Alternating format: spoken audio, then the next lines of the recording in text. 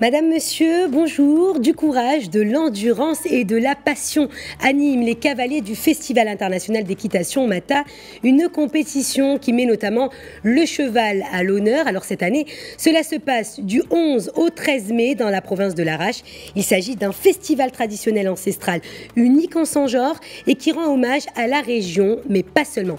Alors avec nous pour en parler, Nabil Baraka, président du Festival international d'équitation Mata et de l'association, membre de l'association Alamia La Rossiya pour l'action sociale et culturelle, organisateur justement de la compétition. Alors merci Nabil Baraka d'avoir accepté notre invitation. Alors Mata, qui en français veut dire prendre, est aujourd'hui pratiqué par des cavaliers Jbala. Alors l'enjeu de la compétition, donc si j'ai bien compris, c'est de prendre ou récupérer une poupée déguisée en mariée, poupée donc qui a été confectionnée, je dirais, à l'aide de roseaux et de tissus par les femmes du village. Et les cavaliers se disputent donc cette poupée et l'équipe gagnante gardera donc justement ce trophée jusqu'à la prochaine compétition. Est-ce que vous pouvez nous en dire un petit peu plus sur l'objectif réellement donc de ce festival et de cette compétition?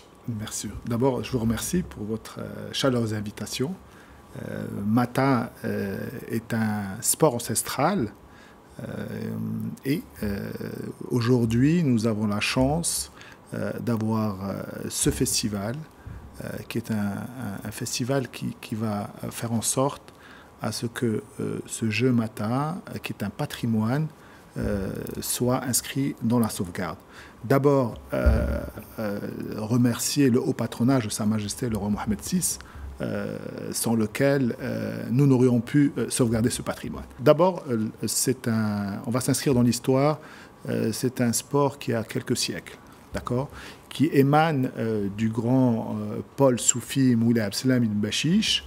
Comme vous le savez, la Zaouïa avait pour rôle de sauvegarder et de protéger l'intégrité territoriale, d'où d'excellents cavaliers. Ces cavaliers sont les tribus avoisinantes des Jbala, donc qui avoisinent tous les Jbala de Moulay Abdeslam, toute la colline, et donc on a plus ou moins plus de 150 cavaliers qui participent. Ces participants sont des tribus, des villages, qui ont hérité de ce sport, qui sont liés spirituellement à Moulay Abdeslam, qui est le pôle soufi, le soufisme et la tolérance, l'ouverture, le sport. Et donc ces cavaliers, aujourd'hui, sont les tenteurs de ce sport. Donc comment ce jeu s'inscrit? Il s'inscrit dans le fait que les tribunes vont défendre leur honneur. Comment? C'est un sport violent des fois, un sport de ruse, de tactique. Et donc les cavaliers montent sans selle. Je peux vous assurer que ce sont sans aucun doute les meilleurs cavaliers que j'ai vus au monde. Donc beaucoup de gens viennent du monde entier voir ce sport, ceux qui connaissent. On le retrouve chez nous. Voilà. Est-ce que c'est unique, je dirais, dans le monde? Parce qu'il me semble que d'ailleurs dans le Caucase, il y a un sport plus ou moins similaire. Absolument. Alors, on retrouve ce sport dans le Caucase, l'Azerbaïdjan, le Pakistan.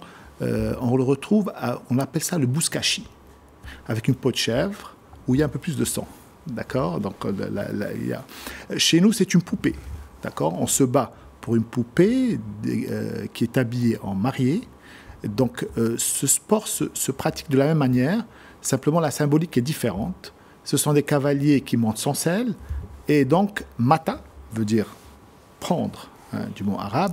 Le cavalier, donc, quand il monte à cheval, à côté d'autres cavaliers, lui dit mata, donne-moi la poupée. S'il ne lui donne pas, à ce moment-là, il a le droit de le faire tomber. Voilà. Alors justement, quels sont les critères, je dirais, pour pouvoir remporter cette compétition? Absolument. Alors les critères, d'abord, il faut être un excellent cavalier. Sincèrement, il faut venir voir pour comprendre. Parce que faire un trip galop en milieu de terre accidentée, je pense que les meilleurs cavaliers de la fédération marocaine ou internationale vous diraient que c'est juste incroyable. Donc, un excellent cavalier, il doit être rusé, il doit avoir de l'endurance, parce que ça peut durer des heures, il doit en même temps être tacticien.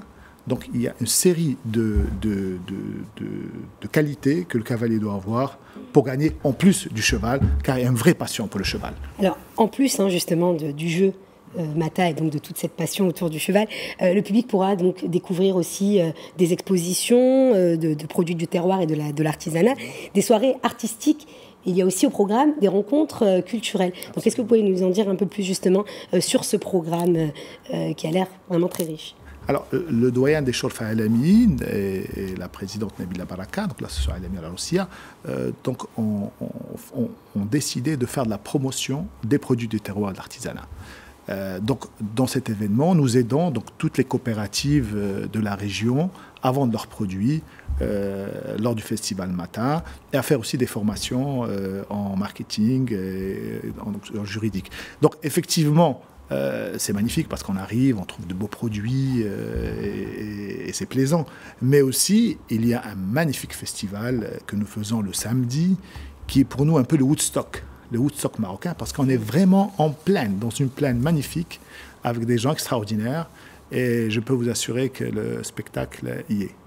D'accord, alors donc cette 8e édition est placée sous le signe Mata, patrimoine civilisationnel, enjeu de développement économique. Alors justement, est-ce que Mata, c'est finalement bien plus, je dirais, qu'une compétition sportive? Est-ce que vous souhaitez, à travers ce festival, participer un peu au développement d'un tourisme durable, en rendant un peu hommage justement à la région? Absolument, absolument. C'est vraiment un projet, c'est un projet socio-économique.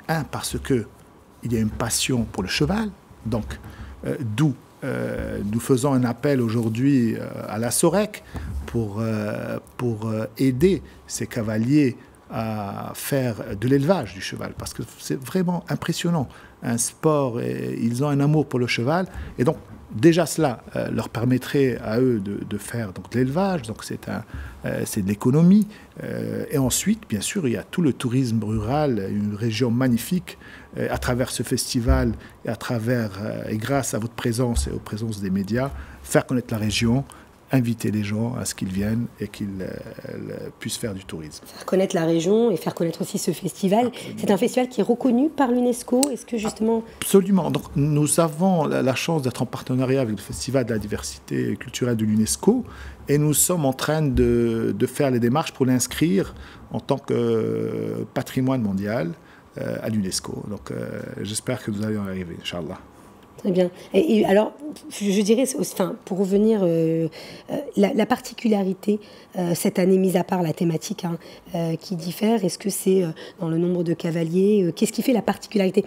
Est-ce qu'il y a une surprise qu'il y aura durant ce festival ou... Alors oui, il y aura une surprise. Je vais quand même vous l'indiquer, mais je ne vais pas vous la dire parce que j'espère que vous allez venir me voir. On laisse justement le téléspectateur, le public découvrir par eux-mêmes. Mais bon, oui. Si vous pouvez déjà nous dire... Voilà. Donc cette année, nous avons donc des femmes qui vont participer à ce festival. C'est la première fois? C'est la première fois. Donc voilà, le sport Mata est aussi pratiqué par les femmes.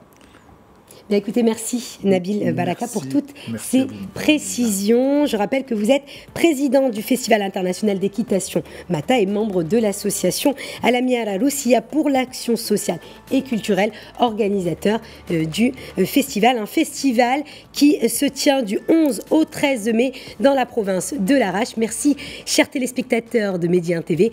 Restez avec nous, l'information se poursuit sur notre antenne.